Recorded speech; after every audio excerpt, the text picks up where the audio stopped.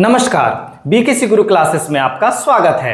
आज हम पढ़ेंगे क्लास 9th मैथ से ब्रिज कोर्स, जो एकदम नया पाठ्यक्रम है। और यह खुशी की बात है कि ये जो नया पाठ्यक्रम है यह कक्षा 9वीं के सिलेबस पर आधारित है। तो बच्चे यहाँ पर ब्रिज कोर्स सीखने के साथ साथ हमारे कक्षा 9वीं के पाठ्यक्रम को भी अच्छी तरह से समझ सकेंगे। तो चलिए यहाँ पर शुरू करते हैं पहले नंबर के चैप्टर से। पहले नंबर का चैप्टर यहाँ पर क्या है, तो देखिए संख्या बोध पहला चैप्टर है। यहाँ पर संख्या बोध हम यहाँ पढ़ेंगे। क्या क्या पढ़ेंगे इसमें? अंक, संख्याएं, गिनती 1 से 100 तक अंक पढ़ेंगे, फिर संख्याएं पढ़ेंगे, फिर 1 से 100 तक गिनती पढ़ेंगे, 0 से 10 तक पहाड़े, 11 से 20 तक पहाड़े। पहले 0 से 10 तक पहाड़ों का अभ्यास होगा, फिर 11 से 20 तक पहाड़ों का अभ्यास होगा। प्राकृत संख्याएं, प्राकृत संख्याएं, पूर्ण संख्याएं, पूर्णांक, परिमेय संख्याएं, अपरिमेय संख्याएं, वास्तविक संख्याएं, सम संख्याएं, विषम संख्याएं, अभाज्य संख्याएं और भाज्य संख्याएं। इतना सब कुछ हम पढ़ने वाले हैं चैप्टर नंबर 1 में। तो चलिए यहां पर शुरुआत कर देते हैं चैप्टर नंबर 1 की। तो यहां पर आ गया हमारा चैप्टर नंबर 1, संख्या बोध। संख्या बोध तो क्या है? यहां पर सबसे पहले है अंक। तो जानते हैं अंक क्या है? अंक वे एकल प्रतीक हैं, एकल प्रतीक चिन्ह है अंक, जिनका उपयोग संख्याओं को लिखने और संख्याओं को निरूपित करने के लिए किया जाता है। संख्या हम लिखते हैं और संख्याओं को निरूपित करते हैं। दशमलव प्रणाली में 0 से 9 तक 10 अंक होते हैं। यहां दिए गए हैं 0, 1, 2, 3, 4, 5, 6, 7, 8 और 9। तो अंक को आपने जान लिया। क्या है अंक? एकल प्रतीक हैं जिनका उपयोग संख्याओं को लिखने में किया जाता है। मान लो यहां मैं एक संख्या लिखता हूं 45। 45 मैंने लिखा तो ये अंक 4 और 5 से मिलकर बनी संख्या है। एक संख्या मैंने लिखा 105, यह अंक 1, 0 और 5 से मिलकर बनी संख्या है। यहां मैंने लिखा 8, यह अंक 8 से बनी संख्या है। अंक 8 से बनी संख्या कौन है? वो 8। इस तरह से यहां पर अंकों से संख्याओं का निर्माण होता है। यहां पर हम ले लेते हैं कार्यपत्रक 1। क्या है कार्यपत्रक 1? निम्न सारणी को पूर्ण कीजिए। यहां पर देखिए बाईं तरफ अंक है और ये है नाम, अंक और उसका नाम। यहां पर 0 लिखा हुआ है, ये देखिए 0 और कोष्टक में उसका अंग्रेजी नाम लिखा है JDRO 0। इसी तरह से 1 है तो ये लिख देंगे 1 और कोष्टक में लिख देंगे इसका अंग्रेजी नाम 1। आसान है ना बच्चों? देखिए 1 लिख दिया और कोष्टक में उसका अंग्रेजी नाम 1 लिख दिया। इसी तरह से 2 दिया हुआ है, 3, 4, 5, 6, 7, 8, 9। जैसे यहाँ पर अंक 9 दिया गया है तो इसका हिंदी नाम क्या है? 9 है। हिंदी नाम क्या है? 9। और इसका अंग्रेजी नाम यहाँ कोष्टक में लिख देंगे NINE। बहुत ही आसान तरीके से यहाँ पर आप इस तरह से लिख सकते हैं। अब आगे देखते हैं, आगे क्या है? आगे है अंकों से कौन बनती हैं? संख्याएं। तो संख्याओं के बारे में जानेंगे। वे गणितीय वस्तुएं जिनका उपयोग गिनने, मापने और नामकरण करने के लिए किया जाता है। पेन है, कितने हैं? 6 है, ये हो गया। अब गिन लिया, उनको माप लिया, यहाँ से दूरी कितनी है, दिल्ली की दूरी, मुंबई की दूरी, ये कैसे माप रहे हैं? संख्याओं से माप रहे हैं। और नामकरण कर दिया संख्याओं का। एक देखिए, यानी 10 संख्याएं हैं, 10 कोई वस्तुएं हैं तो नाम क्या है? 10 है। फिर 15 है, 20 है। इन वस्तुओं की संख्याओं को आपस में हमने क्या किया? गिना, मापा और नामकरण करने के लिए किया जाता है। उन्हें हम क्या कहते हैं? संख्या कहते हैं। मूल अंक जो हमारे थे 0, 1, 2, 3, 4, 5, 6, 7, 8, 9, इनका इस्तेमाल करके हम संख्या बनाते हैं। तो देखिए इनके संयोजन से संख्याओं का निर्माण होता है। उदाहरण के लिए जैसे यहाँ पर दिया हुआ है 45, जो कि अंक 4 और 5 से मिलकर बनी संख्या है। 1025 जो अंक 0, 1, 0, 2, 5 से मिलकर बनी संख्या है। 425 अंक 4, 2 और 5 से मिलकर बनी संख्या है। और जैसे मैंने उदाहरण दिया यहाँ पर कोई संख्या 7 है तो वो अंक 7 से बनी संख्या है।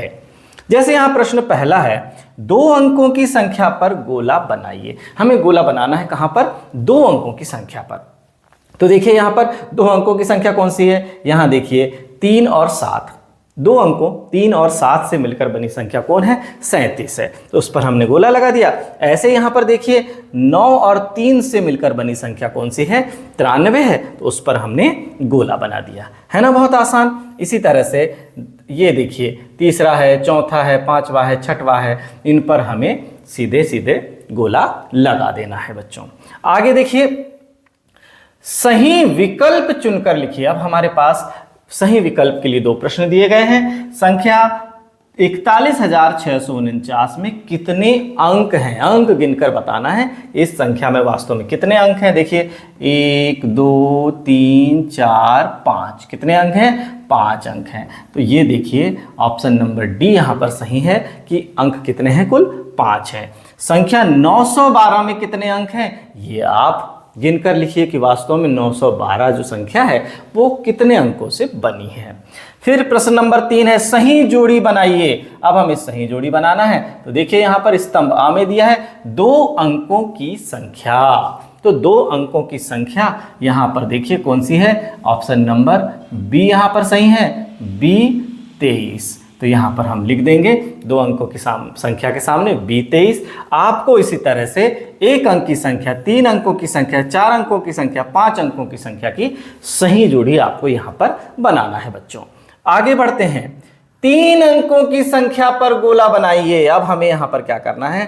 3 अंकों की संख्या देखिए 1 2 को हमने देखा 12, 1 और 2 से मिलकर बनी 2 अंकों की संख्या है। ये 1 अंक की संख्या है, 1 2 3 अंकों की संख्या है। तो यहाँ पर 3 अंकों की संख्या 153 पर हम गोला बना देंगे। अब यहाँ पर देखिए 444 कितने अंकों की संख्या है? यहाँ एक ही अंक 4 का प्रयोग हुआ है, लेकिन ये है कितने अंकों की? 1 2 3 अंकों की संख्या है। तो ये कितने अंकों की संख्या है? 3 अंकों की संख्या है। इस बात का भी हमें ध्यान रखना है। अंक रिपीट हो रहे हैं, लेकिन कितने बार हो रहे हैं? 3 बार हो रहा है, इसलिए वो 3 अंकों की संख्या। 2 अंकों की संख्या मान लो 33 होता तो 3 3 2 बार है, तो इकाई दहाई दोनों है ना, 2 अंकों की संख्या। 333 होता तो इकाई दहाई सैकड़ा है, 3 अंकों की संख्या। फिर 3333 होता, इकाई दहाई सैकड़ा 1000 है, तो भी वो 4 अंकों की संख्या होती। यह भी ध्यान रखना है। अब आगे ये जो दूसरा, तीसरा, चौथा, पांचवा आपको स्वयं करना है बच्चों। आगे यहाँ पर आ गई गिनती। तो देखिए गिनती यहाँ पर 1 से 100 तक है। 1 से 100 तक गिनती का अच्छी तरह से अभ्यास करना है और उसे हिंदी में और अंग्रेजी में दोनों में सीखना है। 1 2 3 4 5 6 7 8 9 10 11 12 13 14 15 16 17 18 19 20 21 22 23 24 25 26 27 28 29 30। देखिए आगे 31 32 33 34 35 36 37 38 39 40 41 42 43 44 45 46 47 48 49 50 51 52 53 54 55 56 57 58 59 60 61 62 63 64 65 66 67 68 69 70 71 72 73 74 75 76 77 78 79 80 81 82 83 84 85 86 87, 88, 89, 90, 91, 92, 93, 94, 95, 96, 97, 98, 99, 100। इस तरह से हमें इसका बार बार अभ्यास करना है बच्चों। अब हमें इसे हिंदी में भी पढ़ लेना है। अब हिंदी में हम इसे पढ़ते हैं। देखिए यहाँ 1, 2, 3, 4, 5, 6, 7, 8, 9, 10, 11, 12, 13, 14, 15, 16, 17, 18, 19, 20, 21, 22, 23, 24, 25, 26, 27, 28, 29, 30, 31, 32, 33, 34, 35, 36, 37, 38, 39, 40, 41, 42, 43, 44, 45, 46, 47, 48, 49, 50, 51, 52, 53, 54, 55, 56, 57, 58, 59, 60, 61, 62, 63, 64, 65, 66, 67, 68, 69, 70। एकदम शुद्ध उच्चारण करना है बच्चों। 71, 72, 73, 74, 75, 76, 77, 78, 79, 80, 81, 82, 83, 84, 85, 86, 87, 88, 89, 90, 91, 92, 93, 94, 95, 96, 97, 98, 99, 100। इस तरह से 1 से लेकर 100 तक की गिनती का आपको अभ्यास करना है। आपको यह गिनती बनती है, फिर भी आपको इसका शुद्ध उच्चारण सीखना है बच्चों। 3, कार्यपत्रक 3 क्या कह रहा है? गिनती 1 से 100 में एक अंकीय संख्याओं की कुल संख्या कितनी है? तो एक अंक की कुल कितनी संख्याएं हैं? 1, 2, 3, 4, 5, 6, 7, 8, 9 है। 1 से 9 तक है ना, शून्य तो इसमें नहीं है। तो 1 से 9 तक है, तो यहाँ पर कितनी हो जाएगी इनकी संख्या? 9 हो जाएगी। तो आंसर क्या आ जाएगा? बी नंबर आ जाएगा। यहाँ लिख देंगे 9। दूसरा देखिए, दूसरा और तीसरा प्रश्न बहुत दिलचस्प है, इसे ध्यान से समझिए। 31 से 50 के बीच की संख्याओं की कुल संख्या है। 31 से 50 के बीच, 31 से 50 तक कुल कितनी संख्याएं हैं? 31 से 50 तक तो सर कुल 20 संख्याएं हैं, लेकिन इनके बीच की संख्याएं यानी 32 से लेकर 49 तक, यानी 31 भी शामिल नहीं रहेगा और 50 भी शामिल नहीं रहेगा। तो इनके बीच कुल कितनी संख्याएं हैं? 18 है। तो यहाँ पर आंसर आ जाएगा ए 18, है ना? बहुत आसान, आंसर ए 18 आ जाएगा। फिर यहाँ पर देखिए प्रश्न नंबर 3 है, 21 से लेकर 40 तक की संख्याओं की कुल संख्या है। 21 से 40 तक की कुल संख्या, तो हमें तो पता है 21 से लेकर 30 तक कुल 10 संख्याएं हो गई, और 31 से लेकर 40 तक, 31 से लेकर 40 तक कुल कितनी संख्या हो गई? 10, 10 और 10 मिलकर हो गई 20। तो 21 से लेकर 21 भी शामिल है और 40 तक यानी 40 भी शामिल है। ऐसी कुल संख्या कितनी हो गई? 20 हो गई। तो इसका आंसर नंबर ए सही आ गया, आंसर है 20। ऐसे प्रश्नों का अभ्यास कीजिए बच्चों। जैसे कि हम कहें कि 5 मित्र बैठे हुए हैं, ये देखिए 1, 2, 3, 4, 5 मित्र, यहाँ पर नाम लिख देते हैं, राम, मोहन, अशोक, सुधीर, अजय। ये 5 दोस्त बैठे हुए हैं और हमको बोला जा रहा है कि सुधीर का बाईं तरफ से स्थान चौथा है। इस पंक्ति में सुधीर का बाईं तरफ से स्थान कैसा है? चौथा है। और उसका दाईं तरफ से स्थान कौन सा होगा? अब देखिए कुल मित्र कितने हैं? 5 हैं।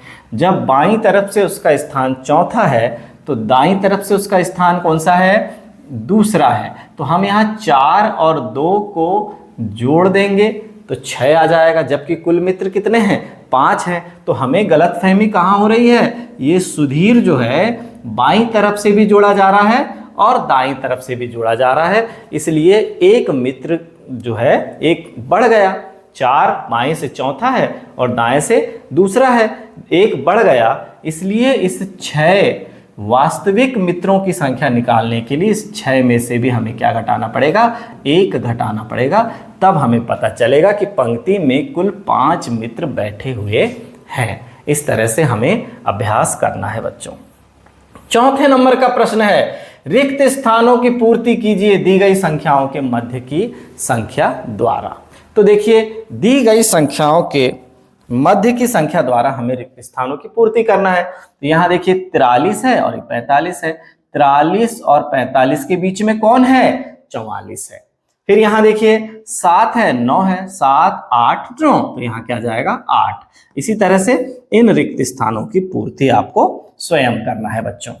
ये देखिए आगे है 5वें नंबर का प्रश्न, दी हुई संख्या से पहले व बाद आने वाली संख्या को लिखना है। जो संख्या दी गई है उसके ठीक पहले आने वाली और बाद आने वाली संख्या को लिखना है। 11 के पहले कौन आएगा? 10 और बाद में कौन आएगा? 12। इसी तरह से 77 है तो यहाँ आ जाएगा 76 और यहाँ आ जाएगा 78। 76 77 78। इस तरह से आप इन प्रश्नों का अभ्यास करेंगे बच्चों। यहां पर अब 1.4 पर आते हैं। 1.4 है 0 से 10 तक पहाड़े।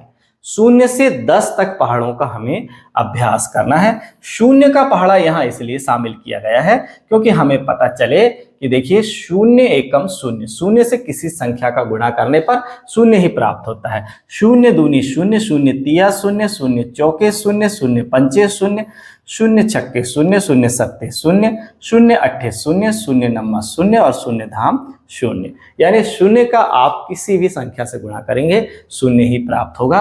तो आपको 1 से 10 तक पहाड़े का बार बार कंठस्थ अध्ययन करना है। फिर उससे रिलेटेड हमें कार्यपत्रक 4 देखना है। यहाँ पर देखिए, यहाँ पर स्तंभ आ दिया हुआ है और स्तंभ ब दिया हुआ है। सही उत्तर हमें यहाँ लिखना है।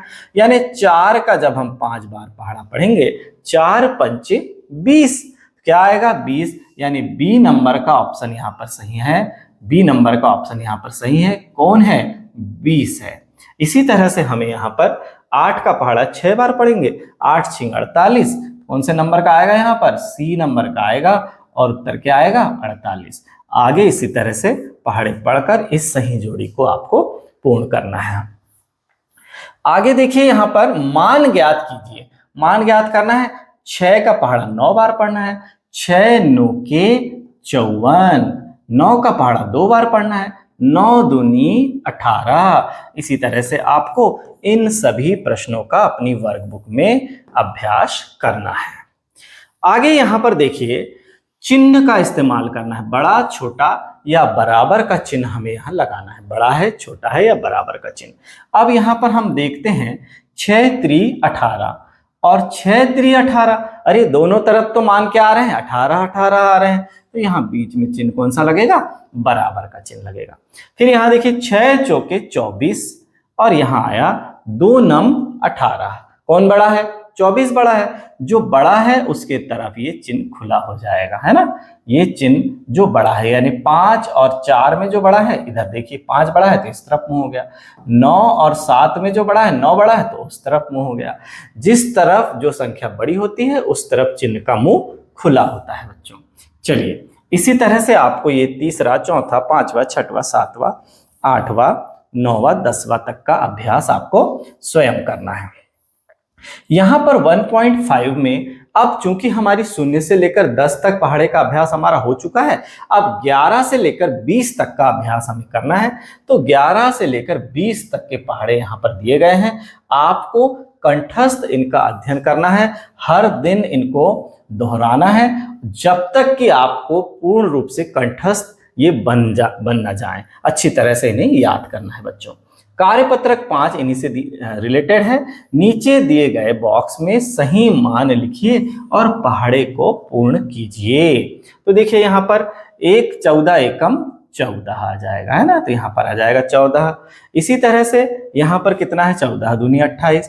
इसी तरह से आपको इन पहाड़ों का इस्तेमाल करके बॉक्स में सही अंक को भरना है।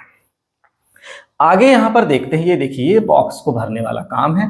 सारे काम यहाँ पर देखिए, यहाँ पर दिया हुआ है। आप जब पहाड़े कंठस्थ याद कर लेंगे तो आपको इन बॉक्स में भरना आसानी से आ जाएगा। सही विकल्प चुनकर लिखिए। देखिए यहाँ पर सही विकल्प चुनना है और यहाँ पर आपको 18 का पहाड़ा 9 बार पढ़ना है और जो भी यहाँ पर उत्तर आएगा, क्या आएगा, जैसे यहाँ पर ऑप्शन नंबर बी आएगा 18 नंबर 162। इसी तरह से आपको याद करना है और सही उत्तर को लिखना है। ये तभी हो पाएगा जब आपको 20 तक के पहाड़े पूरे कंठस्थ याद होंगे। यहाँ पर भी देखिए, यहाँ पर फिर सही जोड़ी आ गई। सही जोड़ी बनाना है हमें, तो 11 सत्ते 77, है ना, तो 77 है तो ऑप्शन नंबर बी यहाँ पर सही आ जाएगा। 77 हम कर लेंगे सही उत्तर। दूसरा, तीसरा, चौथा, पांचवा सही जोड़ी को आपको स्वयं मिलान करना है।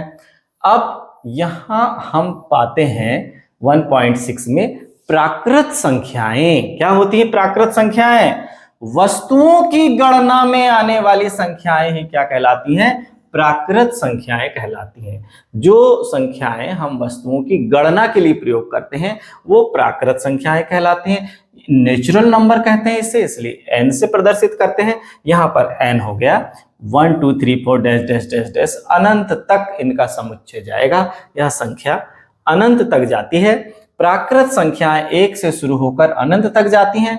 सबसे छोटी प्राकृत संख्या, देखिए शुरुआत कहां से हुई? 1 से हुई, इसलिए सबसे छोटी प्राकृत संख्या 1 है। जबकि सबसे बड़ी प्राकृत संख्या का निरूपण नहीं किया जा सकता।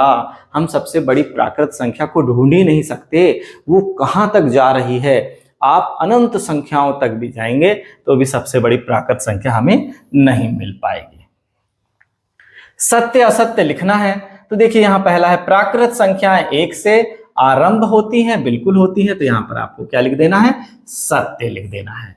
इसी प्रकार देखिए 345 एक प्राकृत संख्या है, बिल्कुल है। जो संख्या प्राकृत अंकों से बनी है और कोई उसमें बटे नहीं है, दशमलव नहीं है, बिल्कुल पूरी तरह से है, गिनती वाली संख्या है, तो उससे आप कहेंगे हाँ यह प्राकृत संख्या है। यह कथन भी सत्य है। इसी तरह से आप इन कथनों को समझेंगे और सत्य असत्य लिखेंगे बच्चों। आगे है खाली बॉक्स में प्राकृत संख्या इस प्रकार लिखिए कि संख्याएं क्रमागत हो, क्रम से आए, क्रम से आए। 48 49 50 68 69 70। इसी तरह से आपको खाली बॉक्स को पूर्ण भरते जाना है। आगे बढ़ते हैं पूर्ण संख्याएं। अब प्राकृत संख्या में केवल शून्य को मिला दिया हमने तो क्या बन गया? पूर्ण संख्याओं का समुच्चय बन गया।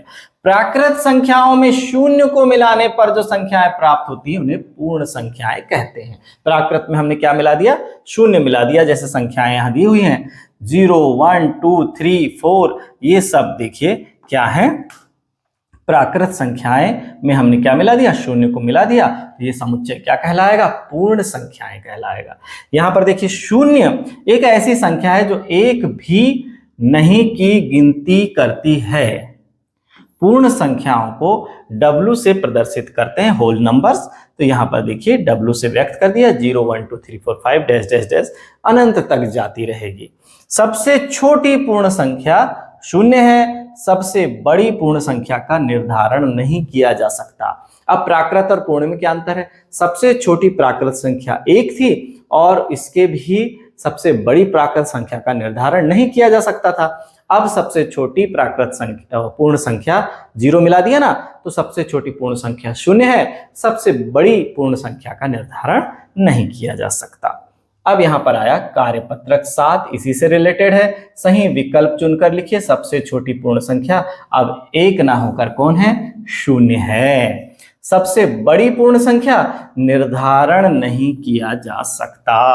इसी तरह से आपको ये जो प्रश्न दिए गए हैं इन्हें समझना है और हल करना है। सत्य असत्य लिखना है। यहां पर देखिए, प्रथम 3 पूर्ण संख्याएं 1 2 3 है क्या? ये तो प्रथम 3 प्राकृत संख्याएं हैं, ये है असत्य। प्रथम 3 पूर्ण संख्याएं कौन है? 0 1 2 है, ना कि 1 2 3, क्योंकि पूर्ण संख्याओं की शुरुआत कहां से होती है? 0 से होती है। ऐसे ही आपको सत्य असत्य करना है पूरे 10 तक। पूर्णांक, पूर्णांक क्या है? पूर्ण संख्याओं में ऋणात्मक संख्याएं, जैसे ऋण 1 ऋण 2 ऋण 3, इस तरह से जो संख्याएं हैं, ऋण 3 है, ऋण 8 है मान लो यहां, तो ये शामिल करने पर निर्धारण जो पूर्णांक बनते हैं इनके समुच्चय को z से प्रदर्शित करते हैं। यहां पर देखिए z बराबर, ये ऋणात्मक संख्याएं भी शामिल हो गई। अभी भी यहां पर बटे वाली संख्याएं शामिल नहीं हुई हैं, केवल पूर्ण संख्याओं की ही ऋणात्मक संख्याएं यहां पर शामिल हुई हैं। इसे संख्या रेखा पर निम्न तरीके से प्रदर्शित करते हैं। ये देखिए, बीच में हमने कहीं 0 लिख दिया। अब ये दाईं तरफ जो संख्याएं बढ़ते जाएंगी वो धनात्मक होंगी और बाईं तरफ जो संख्याएं आते जाएंगी वो ऋणात्मक होते जाएंगी। आगे देखिए, धनात्मक पूर्णांक क्या है? 0 के दाईं ओर वे पूर्णांक जिनमें पहले धनात्मक चिन्ह होता है या कोई चिन्ह नहीं होता। अब धन का चिन्ह लगाना अनिवार्य नहीं होता ना, तो कोई चिन्ह नहीं होता। जैसे 1 2 3 4 5 6 ये सब क्या है? धनात्मक पूर्णांक है। धनात्मक पूर्णांक मतलब प्राकृत संख्या। आप ध्यान रखें, धनात्मक पूर्णांक क्या है? प्राकृत संख्या। अब ऋणात्मक पूर्णांक क्या है? वे पूर्णांक जिनके पहले ऋणात्मक चिन्ह होता ही है। ऋण 1 ऋण 2 ऋण 3 डैश डैश जैसा आगे तक जो बढ़ता जाएगा, ये है ऋणात्मक पूर्णांक जिनके सामने ऋण होता है। अब हमें पता चल गया कि भाई 0 क्या है? यह ना तो धनात्मक होता है और ना ही ऋणात्मक होता है, यह एक उदासीन पूर्णांक है। 0 ना तो धनात्मक होता है और ना ही ऋणात्मक होता है, तो यह क्या है? एक उदासीन पूर्णांक है। कार्यपत्रक 8 इसी से रिलेटेड है। निम्न संख्या रेखा पर प्रदर्शित बिंदु के लिए पूर्णांक लिखिए। तो देखिए, संख्या रेखा पर प्रदर्शित बिंदु है, यहां पर देखिए 6 को पर घेरा लगा है, ऋण 3 पर घेरा लगा है, ऋण 1 पर घेरा लगा है, 2 पर घेरा लगा है और 5 पर घेरा लगा है। तो यहां पर आपको बता देना है कि ए क्या है? ए देखिए, ए है ऋण 1। बी क्या है? बी कितना है? 2 है। इसी तरह से सी डी ई आपको स्वयं यहां से संख्या रेखा से समझकर लिखना है बच्चों। संख्या रेखा पर निम्न पूर्णांक प्रदर्शित पूर्णांकों को दर्शाइए। अब यहां पर मान लो हमने यहां दे दिया 0 दे दिया, तो अब क्या हो जाएगा? यहाँ ऋण 1 ऋण 2 ऋण 3 ऋण 4 ऋण 5 ऋण 6। अब यहाँ पर 1 2 3 4 और आगे बढ़ा देंगे 5 6। इस तरह से आपने एक संख्या रेखा बना दिया। अब आपको संख्या रेखा पर क्या दर्शाना है? 4 दर्शाना है। तो ये देखिए, इस तरह से आप इस 4 पर घेरा लगा देंगे। संख्या रेखा पर क्या दर्शा दिया हमने? 4। फिर संख्या रेखा पर हमने ऋण 2 दर्शाना है, तो इस तरह से हम ऋण 2 दर्शा देंगे संख्या रेखा पर। ये देखिए, ऋण 2 दर्शा दिया, 4 दर्शा दिया। इस तरह से आपको संख्या रेखा पर संबंधित अंक को दर्शाना है बच्चों। आगे देखिए, 1.9 आया। परिमेय संख्याएं, परिमेय संख्याएं क्या होती हैं? अभी मैं बोल रहा था ना, अभी हम प्राकृत समझा, हमने पूर्ण समझा, पूर्णांक समझा, उसमें कहीं भी दशमलव वाली संख्याएं, बटे वाली संख्याएं, ऋणात्मक बटे वाली संख्याएं नहीं आई थी। तो यहां पर देखिए, ऐसी संख्या परिमेय संख्या कहलाती है जिसे P बटे Q के रूप में लिखा जा सकता है, जहां P और Q पूर्णांक है, यानी अंश भी पूर्णांक पूरा पूरा हो और हर भी पूर्णांक हो पूरा पूरा हो, और Q is not equal to 0। हमको पता है कि पूर्णांकों की जब बात करते हैं उसमें कौन आता है? 0 भी आता है, लेकिन उन्होंने एक शर्त रखा कि जो हर है भाई साहब, वहां पर आपको किसी भी स्थिति में 0 नहीं रखना है। मतलब 6/0 यदि आपने लिख दिया तो वह परिमेय संख्या नहीं है। ऐसी संख्या को निर्धारित नहीं किया जा सकता है। तो देखिए, परिमेय संख्याएं Q से प्रदर्शित होती हैं। अब हमको यहाँ पर क्या है, परिमेय संख्याओं को किससे व्यक्त करना है, Q से व्यक्त करना है। यहाँ देखिए 0.3 है, ये ऋण 2/3 है, 1/2 है, 9/5 है, इस तरह की संख्या है, परिमेय संख्या है। मान लो 10/3 हमने लिख दिया तो ये क्या है, परिमेय संख्या है। इसको जब दशमलव रूप में हमने निरूपित किया तो पता चला 3.3333333 इस तरह से अशांत दशमलव निरूपण प्राप्त हुआ। तो इसे हम क्या करते हैं, बार लगाकर रोक देते हैं, 3.3 बार। इस तरह से जिन संख्याओं को हम बार लगाकर रोक सकते हैं, यानी जो अन्वसानी आवर्ती होती हैं, उन संख्याओं को भी परिमेय संख्याएं कहते हैं। कि 6/0 को परिभाषित क्यों नहीं किया जा सकता, क्यों अस्तित्व में नहीं है, तो हम यहाँ पर एक उदाहरण ले लेते हैं। जैसे 2 गुणा 3 किया तो कितना आया, 6 आया। 2 गुणा 3 किया तो कितना प्राप्त हुआ, 6 प्राप्त हुआ। अब इस 6 को प्राप्त करने के लिए हम 6 अब किसी एक अंक को उस तरफ ले गया तो देखिए 6/3 करने पर हमें पुनः 2 प्राप्त हो रहा है ना। तो 2 गुणा 3 करने पर 6 आया और 6/3 करने पर 2 आया। अब यहां पर हम ऐसी स्थिति लेते हैं तो यहां पर क्या हो जाएगा, अब ये क्वेश्चन मार्क की जगह में हम ऐसी कोई संख्या लेने में समर्थ नहीं है, क्योंकि यहां पर देखिए जब हम इस 6 को इस क्वेश्चन मार्क वाली संख्या मान लो x में अब 0 का पक्षांतर कर देंगे तो इस तरह से आ जाएगा। यानी ऐसी कोई संख्या x नहीं मानी जा सकती जिसका 0 से गुणा करने पर 6 प्राप्त हो, है ना। 0 से गुणा करने पर 6 प्राप्त नहीं हो सकता, इसलिए 6/0 या किसी भी अंक के बटे, किसी भी संख्या के बटे 0 का अस्तित्व नहीं होता। इसलिए इस तरह की संख्याएं परिमेय संख्या या अस्तित्व में कोई भी वास्तविक संख्या में नहीं है वो।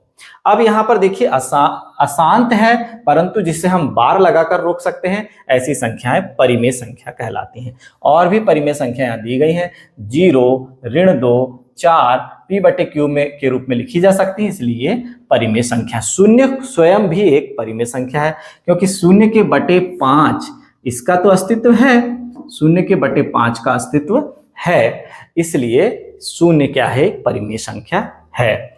अब आगे देखिए, ये ऋणात्मक संख्या, ऋणात्मक बटे वाली संख्या, धनात्मक बटे वाली संख्या, अशांत आवर्ती दशमलव निरूपण वाली संख्या, ये सब परिमेय संख्याएं कहलाती हैं। किन्हीं 2 परिमेय संख्याओं के मध्य अपरिमित परिमेय संख्याएं होती हैं। अपरिमित रूप से अनेक परिमेय संख्याएं भी होती हैं, अपरिमित रूप से अनेक अपरिमेय संख्याएं भी होती हैं, किन्हीं 2 परिमेय संख्याओं के मध्य। आगे देखिए, यहां पर सत्य असत्य दिया हुआ है, 1/2 एक परिमेय संख्या है, बिल्कुल है, तो यहां पर क्या आ जाएगा, सत्य आ जाएगा, यहां लिख देंगे सत्य, है ना। इसी तरह से ये सत्य असत्य, आप 0/19 एक परिमेय संख्या है, बिल्कुल है, 0 अंश में है ना, हर में नहीं है, अंश में है, इसलिए यह कथन भी सत्य है। आपको इन सभी सत्य असत्य को पूरा करना है। आगे आता है अपरिमेय संख्याएं, यानी संख्या s को अपरिमेय संख्या कहा जाता है यदि इसे p/q के रूप में ना लिखा जा सके, यानी पूर्णांकों, अंश पूर्णांक हो, हर पूर्णांक हो, इस रूप में हम नहीं लिख सकते, और q ≠ 0 हो, ऐसे रूप में हम इसे नहीं लिख सकते। तो देखिए, करणी 3, करणी 7, पाई, करणी 2, 0.10, 100, 100, इस तरह की संख्याएं अपरिमेय संख्याएं कहलाती हैं।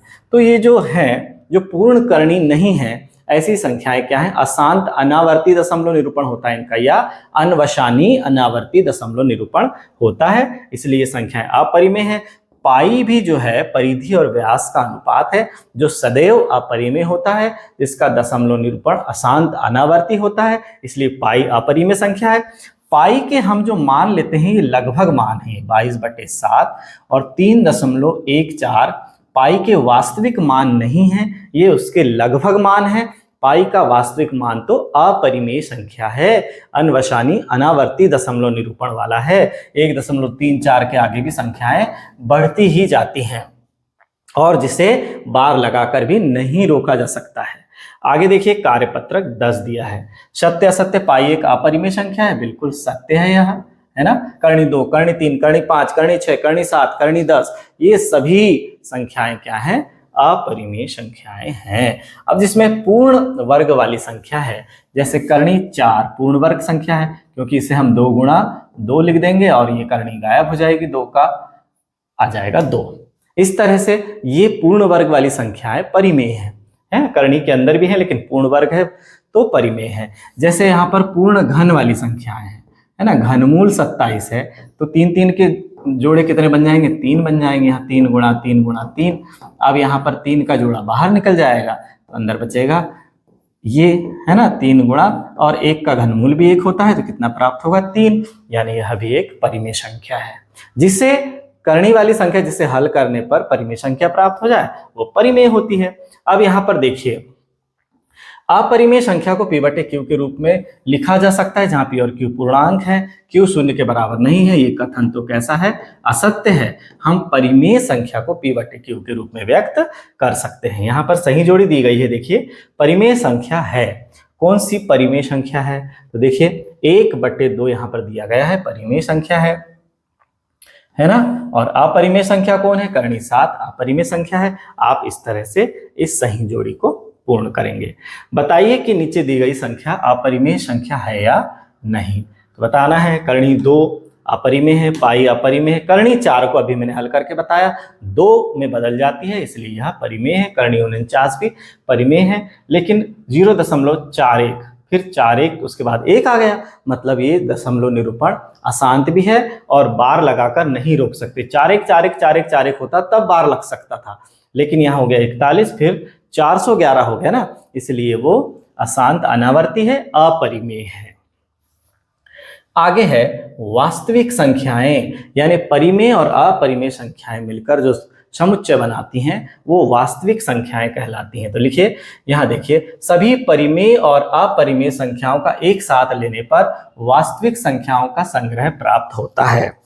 वास्तविक संख्याओं का संग्रह प्राप्त होता है, जैसे 3 है, 0 है, 1 है, 5 है, 3/2, करणी 5, सबको मिला दिया इत्यादि वास्तविक संख्याएं हैं। वास्तविक संख्याओं को संख्या रेखा पर दर्शाया जा सकता है। वास्तविक है वो, इसलिए उसे संख्या रेखा पर दर्शा सकते हैं। जैसे कि हमने यहाँ जाना, इस आकृति में देखिए, प्राकृत संख्याएं जो होती हैं वो गिनती वाली संख्याएं प्राकृत संख्याएं हैं। उसमें 0 को शामिल कर दिया गया तो पूर्ण संख्याएं हो गई, उसमें ऋणात्मक को भी शामिल कर दिया गया तो पूर्णांक हो गई, उसमें शांत दशमलव निरूपण, अशांत आवर्ती दशमलव निरूपण, बटे वाली संख्याएं शामिल कर दिया तो परिमेय हो गई। लेकिन इन सबसे हटकर जो संख्याएं हैं वो अपरिमेय संख्याएं हैं। इनका प्राकृत से, पूर्ण से, पूर्णांक से, परिमेय से कोई संबंध नहीं है। ये अलग संख्याएं हैं जिन्हें p/q के रूप में व्यक्त नहीं किया जा सकता, और q शून्य के बराबर ना हो ऐसे रूप में हम इसे व्यक्त नहीं कर सकते। जैसे करणी 2, करणी 3 और 1.01 फिर 001 फिर 0001, यानी उन्हें हम बार लगाकर नहीं रोक सकते। ऐसी संख्याएं अपरिमेय संख्याएं होती हैं। इनसे रिलेटेड है कार्यपत्र 11, सत्य असत्य। देखिए, 3 एक वास्तविक संख्या है, बिल्कुल है, 3 प्राकृत है और वास्तविक संख्या के घेरे के अंदर है। करणी 7 एक वास्तविक संख्या नहीं है, बिल्कुल असत्य है। करणी 7 एक अपरिमेय संख्या है, अपरिमेय है मतलब वास्तविक है। तो पहला वाला तो सत्य है, लेकिन दूसरा वाला क्या है, असत्य है। आगे आपको भी सत्य असत्य इन्हें पूरा करना है बच्चों। अब आती हैं सम संख्याएं। प्राकृत संख्याओं को वास्तव में 2 भागों में बांटा गया है। प्राकृत संख्याओं को 2 भागों में बांटा गया है। कौन कौन सी संख्याएं, विषम संख्याएं और सम संख्याएं। विषम संख्याएं और सम संख्याएं। देखिए, पूरा विषम और सम ये हमने यहाँ पर प्राकृत संख्याओं को 2 भागों में बांट दिया है। ठीक है, अब यहां पर देखिए कि पूरी गिनती, यहाँ 1 लिख दिया, यहाँ 2 लिख दिया, 3 4 5 6 7 8, इस तरह से एक एक करके दोनों भागों में प्राकृत संख्याएं बढ़ गई हैं। वे संख्याएं जो 2 से पूर्णतः विभाजित होती हैं सम संख्याएं हैं, और वे संख्याएं जो 2 से पूर्णतः विभाजित नहीं होती हैं विषम संख्याएं। यहाँ देखिए, जिन संख्याओं में 2 का पूरा पूरा भाग चला जाता है सम संख्याएं कहलाती हैं, जैसे 2 4 6 8 डैश डैश डैश। और जिन संख्याओं के अंत में इकाई के अंक में 0 2 4 6 8 होता है वे सम संख्या। उनकी एक और पहचान है, उनकी इकाई में कौन रहेगा, 0 2 4 6 8 आदि रहेगा। यानी 276 भी मैंने लिखा तो इकाई में 6 है, यानी सम संख्याएं हैं। 371 भी लिखा, इकाई में 1 है, यानी विषम संख्या है। निम्न में से सम संख्याओं पर गोला लगाओ। बहुत आसान है, यहाँ 2 पर गोला लगा देंगे, यहाँ इकाई में 2 है तो 42 पर गोला लगा देंगे, इसे इकाई में 2 है तो 402 पर गोला लगा देंगे। आपको यह चेक करना है कि इकाई में 0, 2, 4, 6, 8 यदि है तो सम संख्या है, इकाई में 1, 3, 5, 7, 9 है तो विषम संख्या है। 11 से 20 के बीच की सम संख्याएं लिखना है, केवल सम लिखना है। क्या आ जाएगा? 11 और 1 12, फिर 13 छोड़े 14, 15 छोड़े 16, 17 छोड़े 18 और के बीच की चाहिए, है ना। 11 से लेकर 20 के बीच की सम संख्याएं ज्ञात करना है, 20 तक की नहीं, 20 के बीच की, तो इतना आ जाएगा बच्चों। संख्या 31 से 40 के बीच की सम संख्याएं लिखना है, तो फिर भी यहाँ 32 से शुरू हो जाएगा और कहाँ तक जाएगा? 38 तक जाएगा बच्चों। सही जोड़ी बनाना है। 7 से 11 के बीच की सम संख्याएं लिखना है, यानी 8, 10 दोनों आ जाएंगी। तो इस तरह से आपको ये सही जोड़ी पूरी करना है। विषम संख्याएं क्या है? देखिए, जिन संख्याओं में 2 का पूरा पूरा भाग नहीं जाता है विषम संख्याएं कहलाती हैं। जिन संख्याओं के अंत में इकाई अंक यानी 1, 3, 5, 7 या 9 होता है वे विषम संख्याएं कहलाती हैं। जैसे 1, 3, 5, 7, 9, 11, 13, 15, 17, 19, 21, इनके इकाई में 1, 3, 5, 7, 9 होता है, ये संख्याएं विषम संख्याएं होती हैं। निम्न में से विषम संख्या पर घेरा लगाना है, तो विषम संख्याओं पर गोला बनाइए। जैसे इकाई में 5 है, इकाई में 1 है, विषम संख्या है। इकाई में 1 है, इकाई में 5 है, विषम संख्या है। इस तरह से आपको यहाँ पर विषम संख्याओं पर घेरा लगाना है। 21 से 40 के बीच की विषम संख्याएं लिखना है, तो 21 शामिल नहीं रहेगा, बीच की बात बोला गया है, तो 22 के बाद आ गया 23 और फिर आ जाएगा 25 और इसे बढ़ाते बढ़ाते 40 से 1 कम यानी 39 तक हम इसे ले लेंगे। फिर 61 से 70 के बीच की विषम संख्याएं फिर ऐसी, 61 शामिल नहीं रहेगा, 62, 63 रहेगा। 63 से शुरुआत करेंगे और 63 से बढ़ते बढ़ते कहाँ तक जाएंगे? 69 तक हमें जाना है, क्योंकि 70 के बीच। रिक्त स्थानों की पूर्ति करना है। 62 और 64 के बीच की विषम संख्या कौन है? 62 और 64 के बीच 63 है ना। अब इसी तरह से आप इनको खाली स्थानों को भरेंगे। अब आया अभाज्य संख्याएं। अभाज्य संख्याएं क्या हैं? वे संख्याएं जिनमें एक और स्वयं के अलावा किसी भी अन्य संख्या का भाग नहीं जाता, अभाज्य संख्याएं कहलाती हैं। जैसे 2, 3, 5, 7, 11, 13, 17, 19, एक और स्वयं के अलावा किसी का भी भाग नहीं जाता। 1 से लेकर 100 तक कुल 25 अभाज्य संख्याएं होती हैं। 1 से 100 तक कितनी होती हैं? 25 अभाज्य संख्याएं होती हैं। सबसे छोटी अभाज्य संख्या 1 नहीं है, कौन है? 2 है। ध्यान रखेंगे, सबसे छोटी अभाज्य संख्या 2 है। एकमात्र ऐसी सम संख्या है जो अभाज्य है, इसके बाद कोई भी सम संख्या आपको अभाज्य में नहीं मिलेगी। 2 से शुरुआत होती है अभाज्य संख्याओं की, उसके बाद सारी विषम संख्याओं में से ही अभाज्य संख्याएं ली गई हैं। लेकिन बहुत सारी विषम संख्याएं अभाज्य में नहीं आती, जैसे विषम संख्या 9, 15, 21, ये देखो 3 के पहाड़े में आ रहा है, 5 के पहाड़े में आ रहा है, 7 के पहाड़े में आ रहा है। जो किसी के पहाड़े में आ रहा है वो अभाज्य संख्या कैसे हो सकती है? नहीं है। तो अब यहाँ पर देखिए, ये विषम तो है पर अभाज्य नहीं है। लेकिन विषम संख्याओं से ही छांटकर अभाज्य संख्याएं अलग होती हैं। एकमात्र सम संख्या 2 बस अभाज्य है, इसके बाद आगे कोई भी सम संख्या अभाज्य नहीं मिलेगी। रिक्त स्थानों की पूर्ति, सबसे छोटी अभाज्य संख्या 2 है। प्रथम 3 अभाज्य संख्याएं कौन कौन सी हैं? 2 है, 3 है, 5 है। इस तरह से आपको इन खाली स्थानों को भरना है बच्चों। 1 से 20 तक की संख्याओं के बीच अभाज्य संख्याओं को लिखिए, तो लिखते हैं जैसे 2, 3, 5, 7, 11, 13, 17 और 19। ये है 1 से लेकर 20 तक की अभाज्य संख्याएं। 2, 3, 5, 7, 11, 13, 17, 19। अब यहाँ पर कुछ विषम संख्याएं नहीं आ पाई, जैसे 9 नहीं आई, 15 नहीं आई, है ना। क्यों नहीं आई? क्योंकि वे भाज्य संख्याएं हैं। प्रथम 5 अभाज्य संख्याओं को लिखिए, तो देखिए इन्हीं में से प्रथम 5 अभाज्य संख्याएं आप लिख देंगे, है ना। अब सत्य असत्य, सबसे छोटी अभाज्य संख्या 1 है क्या? नहीं, 2 है, इसलिए कैसा हो गया? असत्य हो गया। इसी तरह से आपको इन सवालों को हल करना है। भाज्य संख्याएं क्या हैं? देखिए, वे संख्याएं जिनमें एक और स्वयं के अलावा कम से कम एक अन्य संख्या का भाग जाता है या विभाज्य होती हैं, भाज्य संख्याएं कहलाती हैं। एक से तो जाएंगी, स्वयं से जाएंगी, इसके अलावा भी कोई संख्या है जिसके पहाड़े में वो आती हैं, उनसे विभाजित होती हैं, तो भाज्य संख्याएं कहलाती हैं। ऐसी संख्याएं जिनमें 2 से अधिक गुणनखंड होते हैं, भाज्य संख्याएं कहलाती हैं।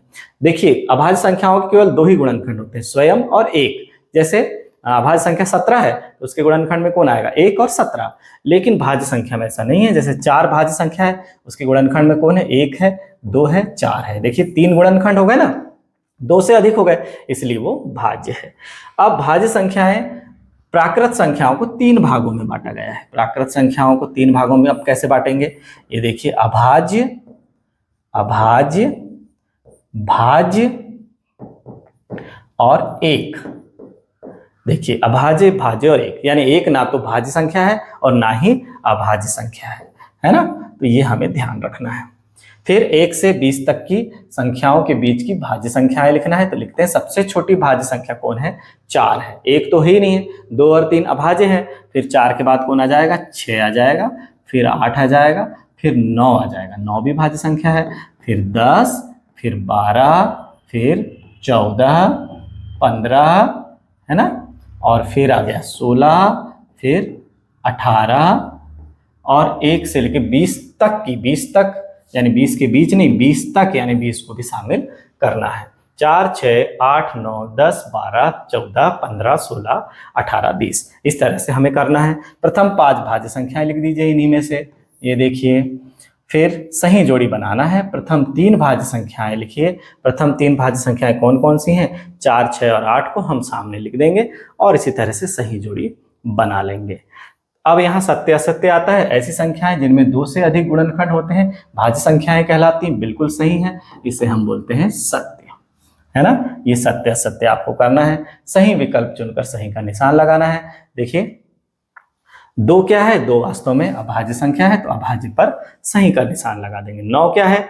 9 वास्तव में भाज्य संख्या है, तो भाज्य पर आपको सही का निशान लगा देना है। इस तरह से इसे आपको पूर्ण करना है। तो बच्चों, यहाँ पर ब्रिज कोर्स कक्षा 9वीं का अध्याय 1 समाप्त होता है।